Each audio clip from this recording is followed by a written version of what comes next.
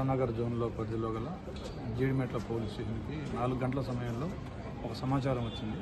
దాని ప్రకారం ఏంటంటే జీడిమెట్ల పరిధిలో ఉన్న గాజుల రామారంలో బాలాజీ లేఅవుట్ అనే ప్రాంతంలో ఒక అపార్ట్మెంట్లో ఒక మహిళ 35 సంవత్సరాల మహిళ తన 2 పిల్లల్ని కత్తితోటి నరికి చంపి తను కూడా బిల్డింగ్ పై నుంచి దూకి అపార్ట్మెంట్ బిల్డింగ్ పై నుంచి ఆత్మహత్య చేసుకున్నది ఆ సమాచారం సారాంశం.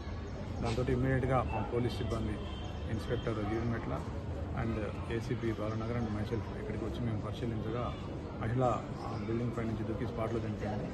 పెద్ద కుమారుడు అతని పేరు హర్షిత్ రెడ్డి 11 years, ఆ తల్లి పేరు తేజ 35 years, ఆశీష్ రెడ్డి 9 years. హర్షిత్ రెడ్డి ఇక్కడ ఇంట్లోనే చనిపోయి రక్తపు మడుగులో ఉన్నాడు. కొబ్బరి బొండాలు నరికే కత్తితోటి ఆవిడ కొడుకుని నరకడం జరిగింది. అదేవిధంగా ఆశీష్ రెడ్డిని కూడా నరికింది. అయితే అతన్ని హాస్పిటల్కి తరలించగా అతను హాస్పిటల్లో చనిపోయి ఉన్నాడు. ఓవరాల్గా ఈ సంఘటనకి కారణం ఏంటంటే ఆవిడ చుట్టుపక్కల వాళ్ళు కూడా విచారించాము.